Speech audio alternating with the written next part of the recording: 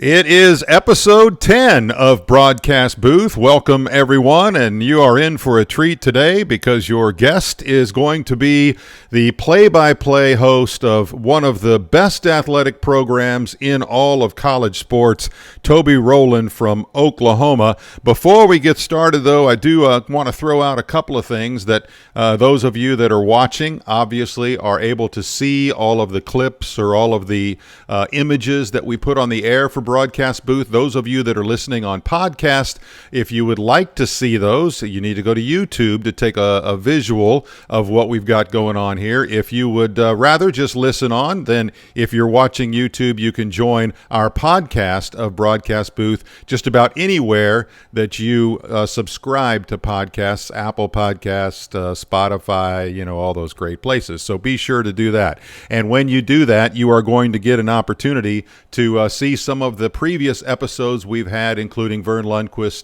Brad Sham, Chuck Cooperstein, some of the big names from professional sports, and, of course, some of the great names from college sports.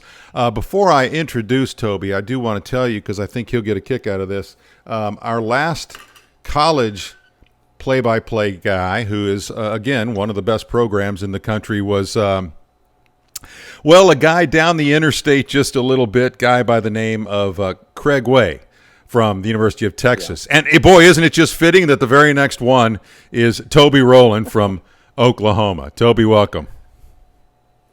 Well, it's great to be with you, Brian. I'm very much looking forward to this. And, we're pretty particular in these parts when it comes to the OU-Texas rivalry. The order is important. It's OU-Texas around here, not Texas before OU. However, in the case of Craig Way, he is much more deserving to be in front of me in every kind of broadcasting line. So you got it in the correct order there. Okay. It's great to be with you, Brian. So you give me just a little bit of break on that. I appreciate it.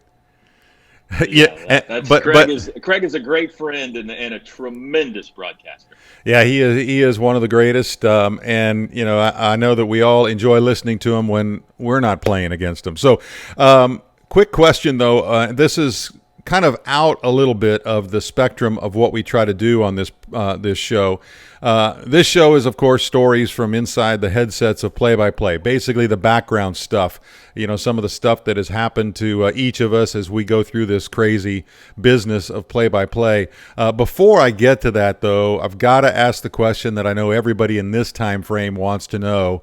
I did not get a chance to ask Craig this because it was actually prior to the announcement of Oklahoma and Texas. Notice how I went with the order there. Oklahoma and Texas leaving the Big 12 for the SEC in a few years or sooner.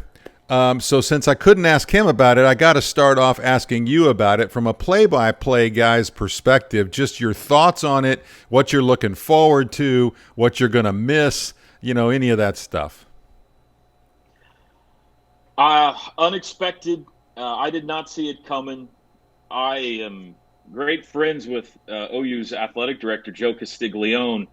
We take great pride in our ability to find diners wherever we are on the road, and especially for breakfast. And I look back over the times we've gone out to eat, probably 50 times in the last year, and not once did I get any kind of a clue that this was coming. So I've questioned our friendship over the last few weeks. But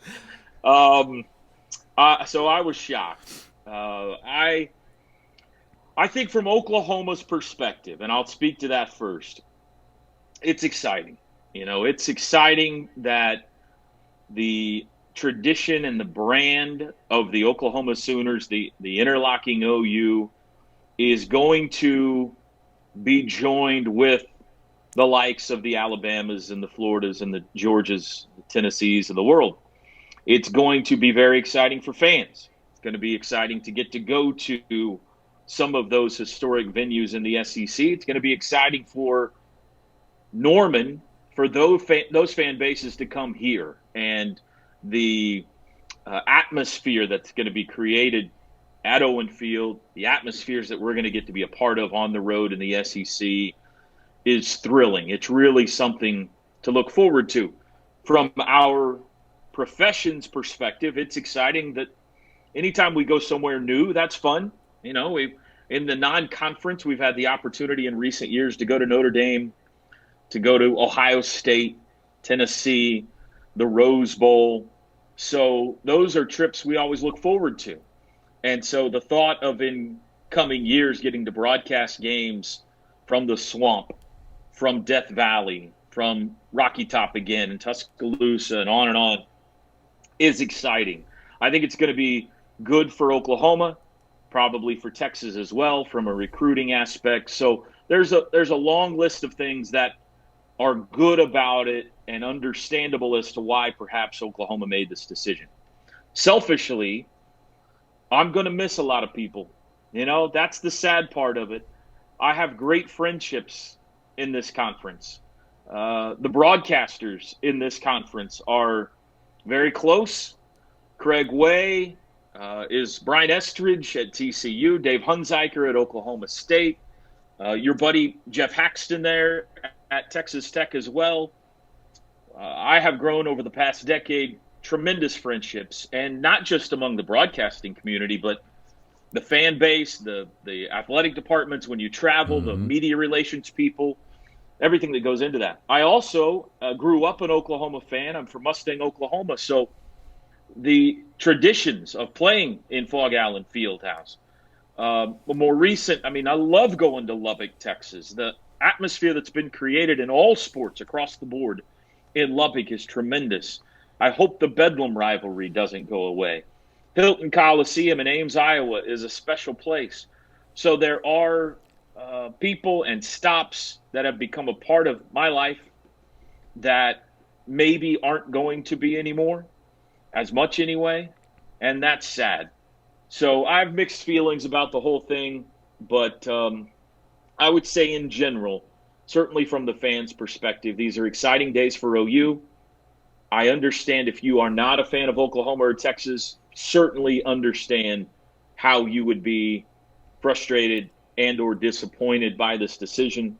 But on we go with the wild world of college sports. Yeah, and I think you hit the nail right on the head about the things that you look forward to, you know, in the some of the stadiums and some of the arenas that you'll have a chance to call games in that you may not have in the past. And, you know, I think, as you know, I'm the play-by-play guy for Texas Tech football, and we are not one of those schools headed that direction. So where that program, the Tech program, ends up is obviously something that is of great interest, not just to fans of Texas Tech, but also to the broadcasters and the professionals that follow the sports in whatever form they do. But I will say this, depending on what conference we end up in or what other schools end up in a conference that we are with, you know, that is one of the things that you really look forward to is, you know, hoping that you get an opportunity to go into some of those great venues, some of the traditional historic type venues. You know, if we had an opportunity to get into the Pac-12, let's say, you know, going to the LA Coliseum, going to the Rose Bowl to do games on a regular basis would be so wonderful. So completely get what you were saying there, completely get the opposite side of it too. I mean, you know, yourself and Craig Way, you know, guys that we love running with and running around and hearing about, and we talked about just a moment ago, even just listening to when we get the opportunity. So all of that is so true. And, you know, you mentioned our profession. So I'm curious what got you from where you were to where you are today in the profession. And I know you followed a legend just like I did. A little bit about, you know, how you handled all of that. I went to Southern Nazarene University, which is a small school in Bethany, Oklahoma, in the Oklahoma City metropolitan area. And I started in accounting. And my sophomore year, I was not enjoying debits and credits all that much. And so decided to make a turn. And my dad said, "What's the greatest job you can possibly dream of having?" And I said, I'd love to become one of those broadcast guys, you know, sports broadcast guys. I grew up loving sports on the radio. I would listen to OU football games and basketball games, Bob Berry and John Brooks.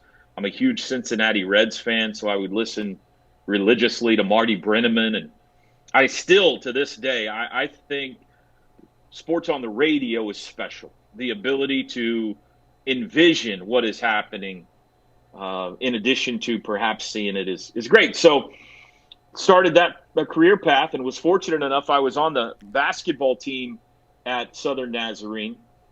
I worded that specifically because I was not playing very much. I wasn't good at all. But my coach, Bobby Martin, before my senior year, came to me and said, listen, I got a deal for you.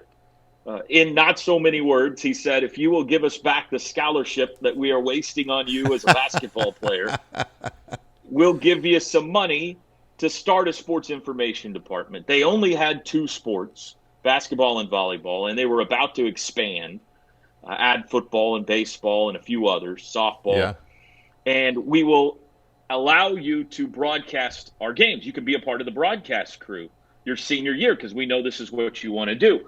So that was a great deal for me. I got out of having to run gassers in basketball practice and not getting to play at all, and I got a jump start on a play-by-play career. So I started calling games at Southern Nazarene my senior year in college, carried that over 5 years after I graduated and was the sports information director and play-by-play voice there. And like I mentioned, huge break that SNU started football and baseball while I was there, so I got to learn how to call those sports in addition to basketball, which we already have. Took a step away from calling games for a decade, basically, to work in local television. I was a sports anchor, producer at the CBS affiliate in Oklahoma City for 10 years. And while I was there, I continued to call games on the side for local high schools. I got my foot in the door at the University of Oklahoma, helping them out when they needed a fill-in from time to time for a baseball or a softball or a basketball game. And then, fortunately, in 2009, was named the sideline guy for the University of Oklahoma football broadcast. And Brian, to be honest with you, I thought that was heaven. It was heaven. You know, I was working with Bob Berry, the legendary Bob Berry, Merv Johnson, another Oklahoma icon, coaching icon, and I was patrolling the sidelines. I thought you were a coach. When I saw this picture, I kind of look like one, though. I thought, okay, wait a minute. Some big cans. I'm looking at some images to try to have for those that are watching on YouTube, and I said, okay, this guy right here, that's not Toby. That's like a coach. Well, yeah, that's a good look. I haven't seen that picture in a long time. I do look like I'm calling plays. I just missing the microphone there. I did that for 2 years, and Bob announced his retirement, and I'll tell you, I don't know exactly why our athletic director, Joe Castiglione, and university president, David Boren, decided to pick me. I certainly wasn't the most qualified or had the most experience. I was only in my mid-30s at the time, but they put their faith in me, and we knew at the time. That's a great picture of Bob right there. That was the last game that we called together, the Fiesta Bowl, OU in Connecticut out in Arizona.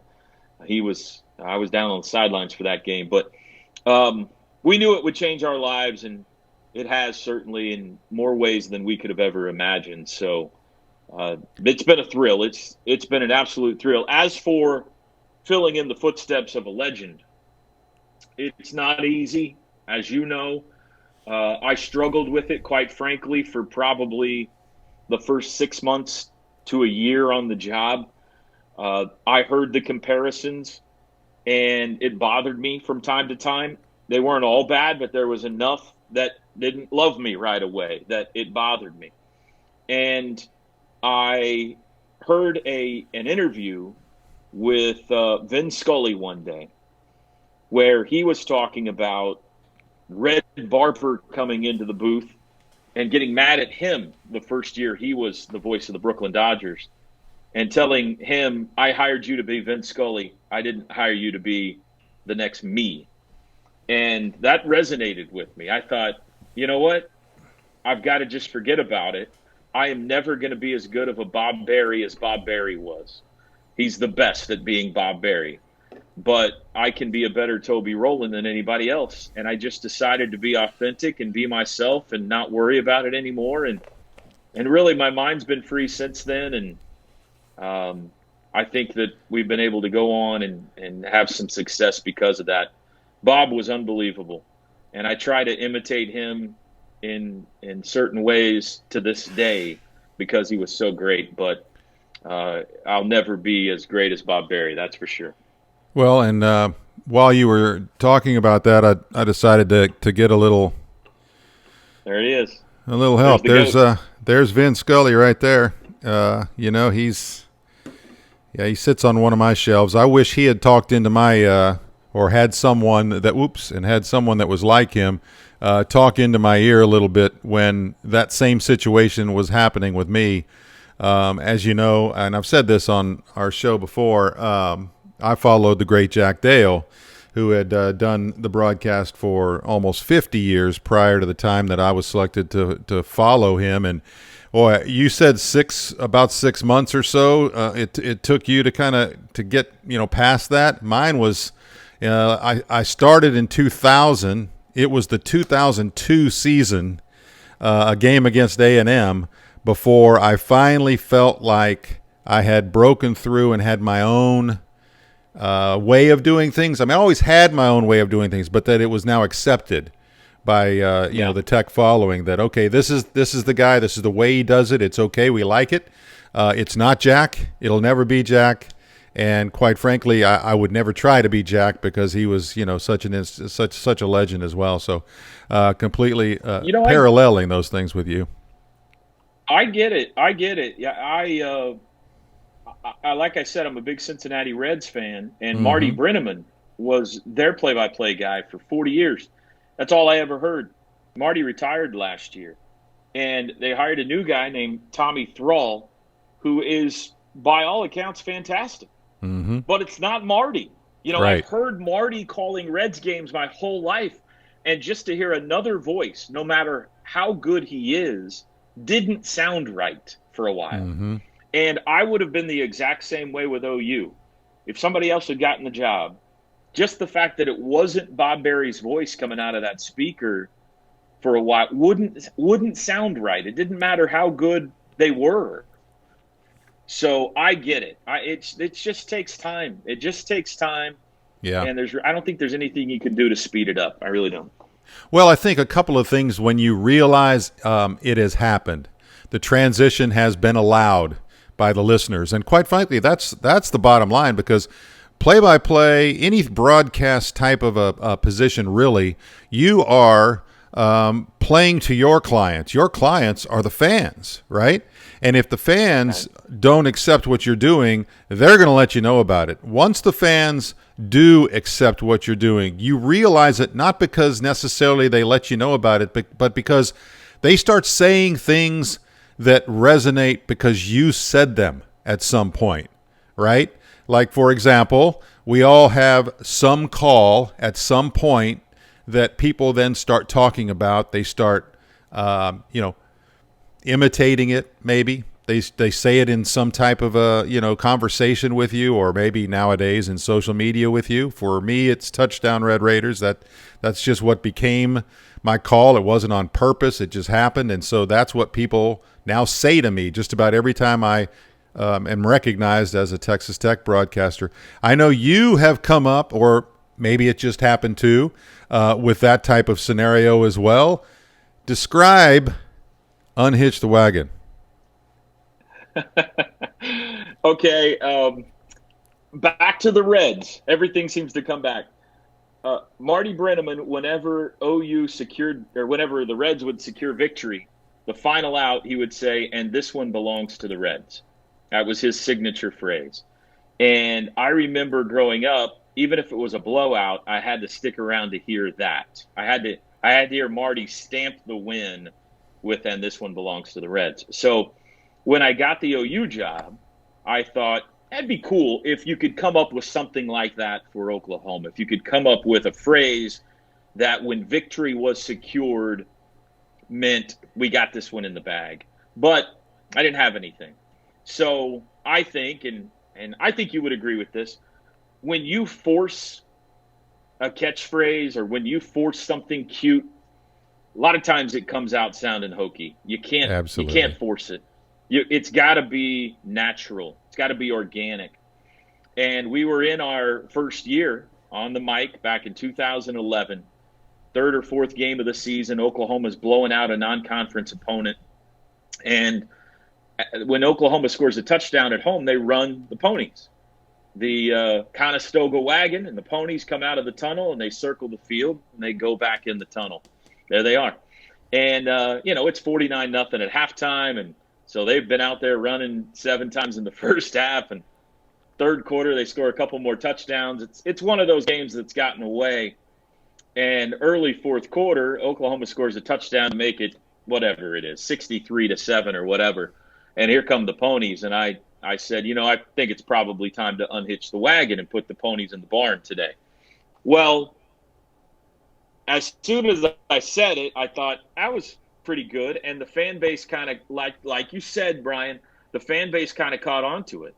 And the next game, when victory was secured and we knew it was in the bag as a win, I said, unhitch the wagon and put the ponies in the barn. And it just kind of grew from there. So that's what we say whenever that moment comes in a mostly football game, but sometimes basketball or baseball, when we know the Sooners are going to get victory today, we'll let loose with an unhitch the wagon. And we've written a book to that title now. There's T-shirts, there's all kinds of stuff. So it's been a lot of fun. Yeah, it has certainly grown its own hoofs. I don't know what the right phraseology would be there, but it has certainly taken off. Describe a little bit about the book first, and then we'll get to other things. Yeah, I love to write. I used to be the sports editor of the school paper back at Southern Nazarene, and used to get to scratch that itch in television when I would write features, and don't get to do that in this job as much. There are some elements to our job that we get to be creative with some writing, but I always thought with this platform, perhaps the day would come when I could write a book. I talked to one of our cohorts, Tony Caridi at West Virginia, about 5 or 6 years ago, their play-by-play guy. And he had written a children's book. And I think we were out to eat one night, and I was just asking him about the process. And he explained to me how it works and planted the seed. And I was on a flight home from the NCAA basketball tournament about 3 years ago. OU had been eliminated in South Carolina, and we were headed home in the middle of the night. And I don't sleep well on planes. I don't know about you, but I'm sitting there at 2 a.m. And sometimes when you're a little tired, you're a little more creative, I've found, and just hammered out something that was a poem that I thought that might be a good children's book, and it went from there. So we got a publisher and have had this thing printed. We're in the second printing now, so that's great. It's taken off a little bit, and it's been fantastic. It's a lot of fun. It is fun. And okay, now little shameless self-promotion here. And once again, this is one of the cool things that I've had the experience with interviewing and talking to other play-by-play professionals through sports is how many parallels run in our careers, in our experiences, and that type of thing. I got to move in a little bit out of the way here. Okay, so these are the my published books. So it's started with Where Have All Our Cowboys Gone? That was published. Are you ready for this? The launch date was September 10th, 2001. Oh, wow. Unfortunately, the next day, the rollout of that book went flat. And then I followed that one with Where Have All Our Yankees Gone? And what a great experience that was to be able to do that with both of the America's team and pretty much the world's team when it comes to football and baseball. And as you mentioned, I think we parallel each other a lot too. I did a lot of television. That was my career prior to doing play-by-play as well. And so, having that experience, and you are so right about the fact that, you write, you enjoy writing. You don't necessarily get the opportunity to do much writing if it's not, in television now. I'm not in television any longer, and I miss that. I will say that writing a novel, or not, these aren't novels, but writing a full depth book is so much work that I don't know if I could. I could do it again, but it's just something I'm glad I did, and I'm kind of glad it's now in the past. Yeah, well, kudos to you for that. This is not that. This is going to take a good 5 to 8 minutes for you to plow through this children's book. So it is light reading to say the least, and but it's been a fun process, and I've had the opportunity to get to meet a lot of young Sooner fans and have some readings over the last couple of years with it at classrooms and libraries and That's different cool. settings. And that's a thrill. It really is a lot of fun. That is really cool. And you mentioned the shirts too. I mean, well, you have your own product here. Okay. So, and hey, a quick question now with NIL. So, you can do just about anything you want with all of this stuff now, right? And I guess we could see. Yeah, maybe we could get Spencer Rattler to wear one, and when he scores a touchdown, he lifts his shirt. I hadn't thought of that. That's a good idea, Okay. actually. There you go. I'll only take about 8%. Uh, one of the other topics that has been obviously a huge topic in just about every one of the show episodes that I've done so far with Broadcast Booth has been the COVID situation, because we've all lived it throughout the world now for a year and a half, going on 2 with a second season about to happen, and who knows what's going to be the situation there. We've all talked in our conversations about some of the protocols and all the other things that we had to go through, but I have to say you are the first guest that I've had that actually had it hit you, and had it hit you at a time during seasons where it cost you an opportunity to call a game. Yeah, that's right. I contracted COVID on Christmas Day, or I tested positive on Christmas Day last year. And it was between the Big 12 championship game and the Cotton Bowl. So I did not get to go to Dallas, to Arlington, to call the Oklahoma-Florida Cotton Bowl game last year, which wasn't a lot of fun. Everybody rallied and helped out in a great way. We are very fortunate to have a sideline guy in Chris Plank who is multi-talented. That's Chris, yeah, and able to call games. He is the play-by-play voice for our national championship softball program here, and he stepped up and did a beautiful job, better than I can do, and was amazing that night. We missed him on the sidelines is what we missed. We didn't miss me as a play-by-play guy. We missed Chris on the sidelines because he had to come up to the booth in my absence. But I got sick for a few days. I was able to help out here from home like this a little bit with the pre and the post game show, but we were back in the saddle not too long afterwards. I missed one, I believe, basketball game, 2 in that time span. But the whole year was, as you mentioned, bizarre. And hopefully we never have to go through anything like that again. I don't like calling basketball games from thousands of miles away, and we had a few of those this year when you're in a studio and you can't feel the atmosphere and you're missing out on things. It's just not the same. And we were fortunate to be able to travel to all of the football games. And so as a crew, we didn't have to call them remotely, but still the access to coaches, the access to your normal behind-the-scenes access, which is a lot of the reason listeners choose you over television or choose to turn the TV sound down and turn you up, because you've got information that the TV guys don't have. A lot of that got cut off last year, understandably so. So I think it hurt our products. There's no doubt it hurt our products, and I very much look forward to those starting to return to more normal this year, hopefully. Yeah, it is going to be interesting to see how the year goes on. Doors opening, obviously, including in broadcast booths and other areas of stadiums. Hopefully that doesn't get trimmed down again at any point. If it doesn't, and we get an opportunity to go all the way back, I did notice, I'm sure you did, I'm completely sure that you're aware of this because you do, as you mentioned earlier, you still do radio. talk shows, those types of things, the announcement or at least the word out of the Big 12 that if a school is affected enough, or a football program is affected enough, all sports programs for that matter, by COVID, that they have to forfeit a game, or they have to stop a game. There will be no reschedule. It's going to be a forfeit. It will be a loss. And man, how strange will that be if that turns out at all to play into how a season, unfolds as we get through this one this year. That's going to be a strange situation. Everybody kind of having one eye on, because it could happen actually during a game, they said.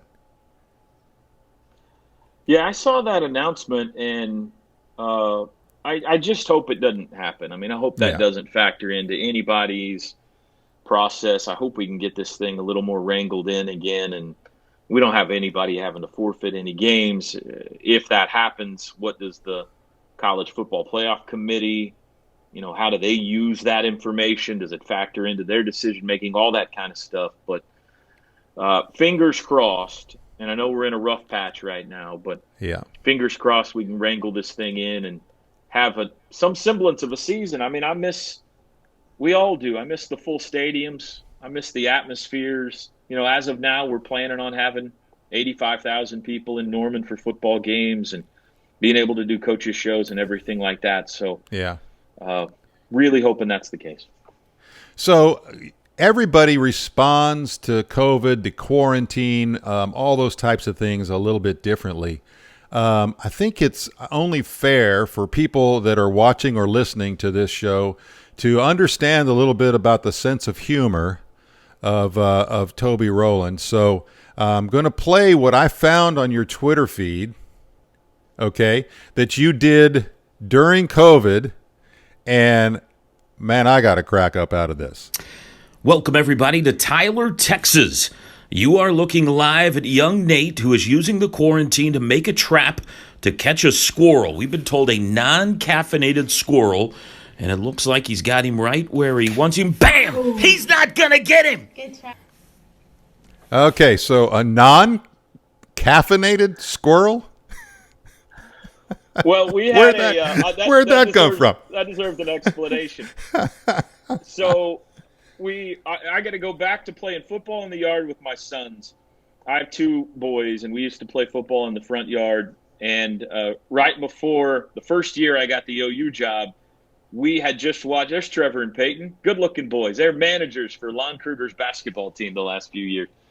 We're playing football in the front yard. We had just seen the movie. I believe it's called Over the Hedge, Under the Hedge. I think it's called Over the Hedge. It's an animated movie. Anyway, there's a squirrel in that movie that gets into a can of Coke, and it causes him to go crazy. So I passed the ball to one of my sons. The other one's trying to tackle him in the front yard. He's running around crazy, and I said, "You look like a caffeinated squirrel." And my son, Trevor, stopped and looked at me and said, "You should use that. That's a good line." So we had a little guy on our football team back then called Roy Finch. I don't know if you remember Roy Finch. Oh, yeah. He was about 5'8", 5'9", one of those, tiny running backs that was quicker than snot. And anytime he touched the ball, he would just bounce off people and run all over the place. So we nicknamed him the Caffeinated Squirrel. That was his nickname when he was at OU. So OU fans would get that reference perhaps if they remember Roy Finch, the Caffeinated Squirrel, but it deserved a little explanation there. We did those videos throughout the quarantine. I know a lot of guys did. I think Craig Way did some of those, and Joe Buck famously did a bunch. But we had Sooner fans send us videos of their kids and pets and everything, and we'd lay a little play-by-play soundtrack on them, and that was a lot of fun. It kept us busy anyway. Well, very creative indeed, and I'm curious if maybe some of those will pop up again sometime during a broadcast where the Sooners may be up by about 40 or 50 in the third quarter, and you're struggling to find some content to be able to fill in there. I wonder if a few of those might pop in. Well, that would be a pleasant problem. I hope so. I hope that scenario you painted happens at some point. That'd be fun. Okay, I've got to ask you one last thing before we get away, and it's just a little bit selfish, I think. So your career now with the Oklahoma, You started, if I'm not mistaken, in the actual broadcast booth in 2011. Is that correct? So That's I guess, correct, yes. yeah. So you're going into your 11th season. Correct. If I have my math right, I try to. I'm not a math major or anything, and I wasn't an You got accounting it. major like you were. So, okay. So during that time, how many, what you would consider, most of us would consider, championship games have you broadcast with Oklahoma? Well, they have won 6 straight football titles. Mm-hmm. And then they won it in 2012 as well. So that would be 7, but there was not a championship game that year. Mm-hmm. So the football championship games, whether in season or in postseason, I think the number would be 7. Basketball, we have gone to the Final Four, but did not go to we did not go to the Big 12 tournament championship game that year. Mm-hmm. Buddy Hield and those guys, Lon Kruger's great team that went to the Final Four. That was a fun run. I don't know if you count that. And then baseball, they won 1 Big 12 tournament championship in the last 10 years and have gone to a couple of super regionals. No Omaha in that time frame. As I mentioned previously, my sideline guy, Chris Plank, now he's Mr. Championship because he calls softball, so he's won a whole lot more than I have, and he holds it over my head regularly. But there's been some good success across the board in the sports, but no national championships in football, basketball, or baseball in the last 10 years. Okay, so conference championships, which 7 in football you mentioned. So if Chris Plank holds his championships over your head, I'll give you a little. You go right ahead. You can hold these over my head because I'm still looking for number 1, which leads me to the question from a play-by-play guy's perspective. I would love for you to describe the difference of what goes on, not just in your head and in your preparation and everything else, but just the feeling of what it's like, the difference between calling a regular game and calling a championship game, because I've got to believe that the excitement level and the things that you go through are just ratcheted way up. But I might be wrong. That's a great question. You know this, Brian, but I teach a class at University of Oklahoma, play-by-play class, and we talk about how when a moment or when a period of a game gets more exciting, you almost reverse weight that in that you slow down and talk less. That's my opinion anyway. You let the game and the excitement of the game kind of speak for itself. Don't force it. The game is beautiful right now. Let the game be beautiful. Just describe it. Maybe back off. When the game's a blowout or it's not that interesting, that's kind of when you have to step up and maybe provide a little bit more of the energy.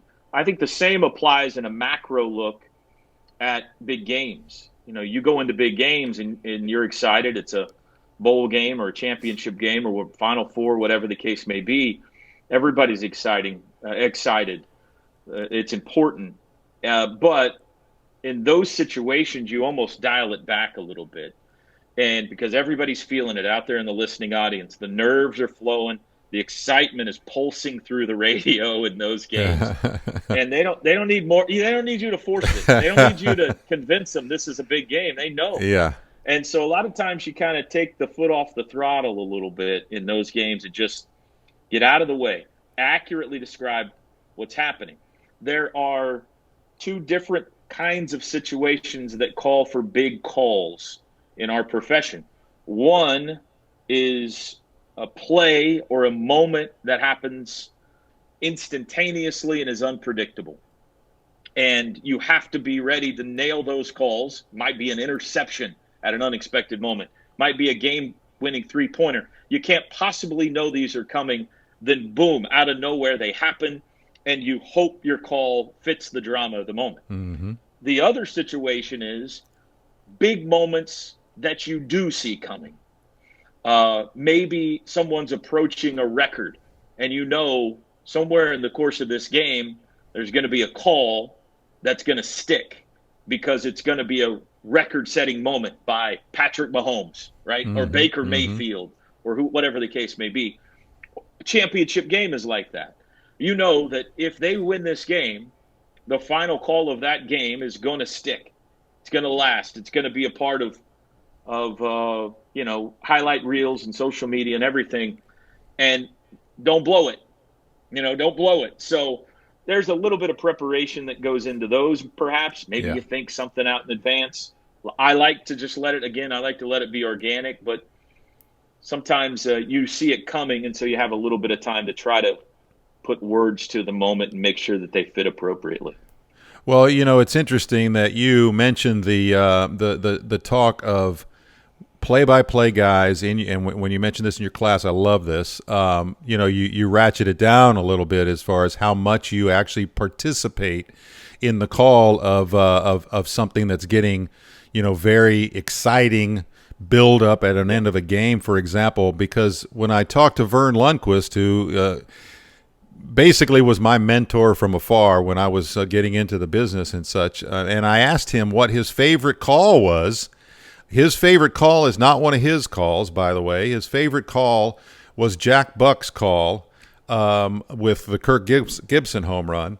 And the reason was because, he said, not only did he hit it spot on, but he let the action, he let the crowd, he let everything that was going on in that stadium carry the excitement and had very little to say. What he said was terrific, but very little to say, which I thought was just a great way to put it.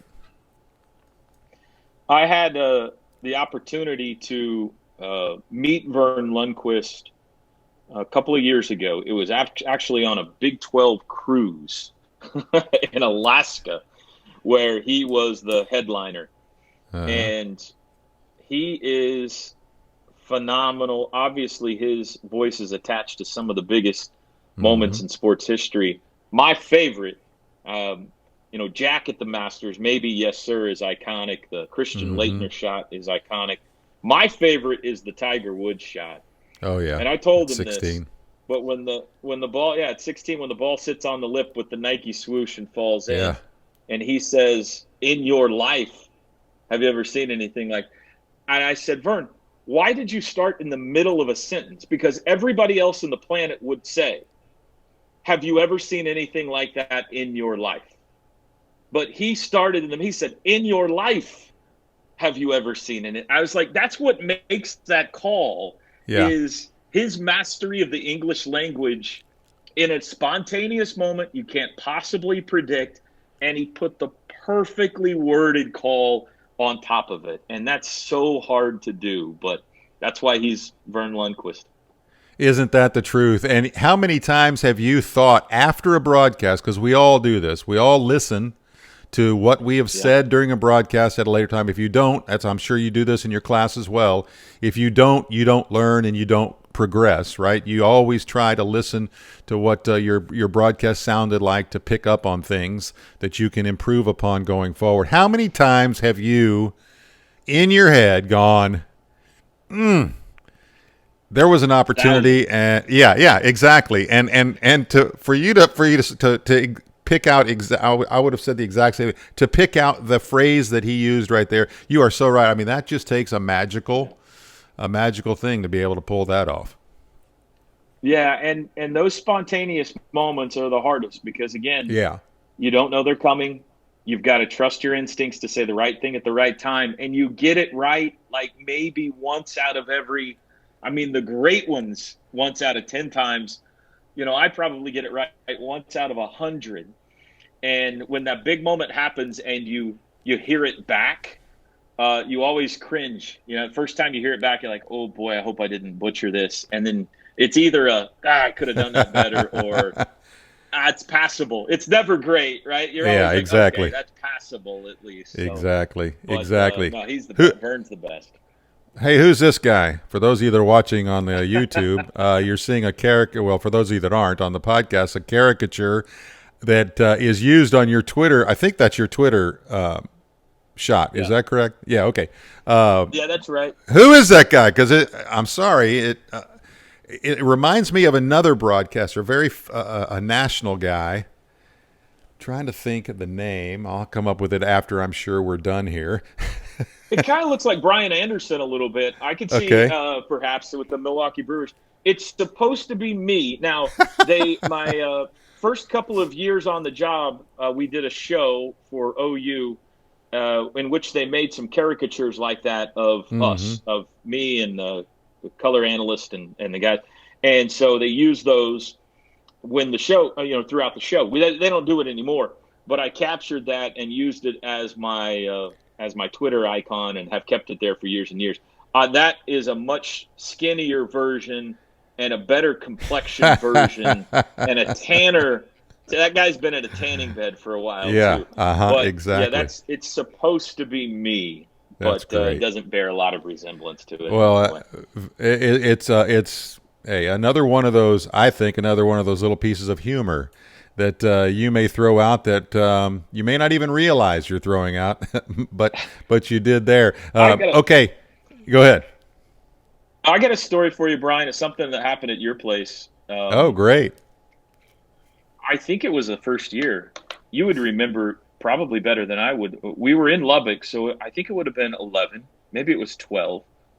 But we were in Lubbock, and this applies to what we were just talking about. The play of the game-deciding play was a pick six for Oklahoma. And I called the play. Javon Foster, the interception, pick six, nailed it, okay? Nailed the call. And game finishes. We go through the post-game show, and I'm in my car driving home from Lubbock that day, and I hear it come up on the highlights on, I think, ESPN Radio or Fox, whatever I'm listening to, and they play the radio call of that play. And I say, Javon Foster, pick six, touchdown, and it dawns on me there, hours after the broadcast is finished. We do not have a player named Javon Foster. There's no such guy. We have a Javon Harris, and I think you had a running back named Foster. I remember right. And I married the two in my brain, and I completely butchered the call of the game. And I remember I was just crestfallen over that forever. And of course now, back here in Oklahoma, my radio partner captured it and plays it relentlessly to taunt me over the years that, remember this, you're capable of butchering the biggest calls. So that happened out in Lubbock, so I thought you'd appreciate that. That is hilarious. Yeah, and I completely can understand that too. We've had some names that we've butchered. We may have gone half a season before the player finally let us know that we're butchering the name. And you're like, okay, is this the first time you've heard us, or is this somebody come to you? That. And actually, we had a mother one time that contacted us and said, "You're saying my son's name wrong. This is how you say it." And so we made sure that we corrected it from that point forward. But yeah, that's a pretty funny one. So last thing before we go, just want to show you this real quick for those of you that are listening up. I'm about to show an image. We talked about missing a game because of COVID earlier. So I didn't miss the game, but this is in your place. So I'm going to show you a quick shot of something going on in the booth in your place. So I had a broken foot.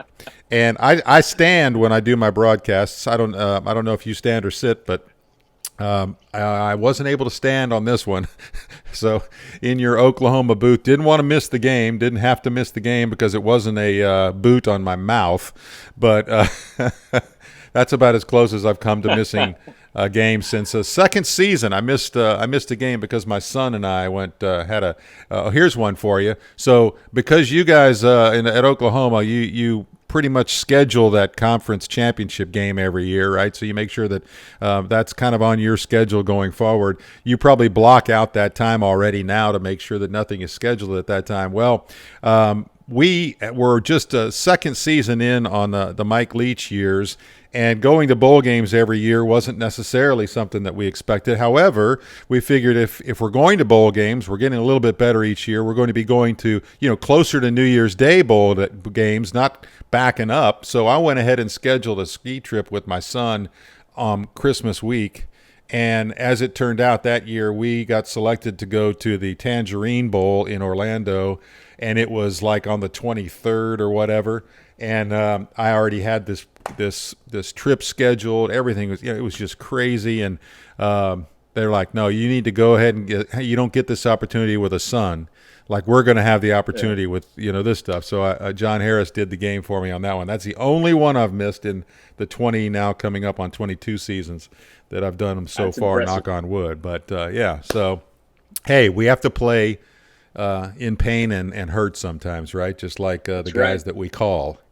So, hey, Toby, thank you for this. This has been tremendous. Really have appreciated your stories and the time that you've allowed us today.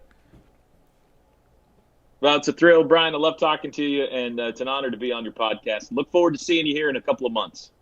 All right. Thanks for that. Yeah, the season is just about upon us. And for those of you that want to catch the broadcast booth future episodes, mention some of the guys we've had on so far, be sure to follow us on just about every social platform you can think of. We're popping stuff up there whenever we can. And then, of course, podcasts. If you're watching it on YouTube right now, podcasts wherever you subscribe are available. And if you're on a podcast and you'd like to see what we're doing here, then you can do that at Broadcast Booth from our YouTube channel.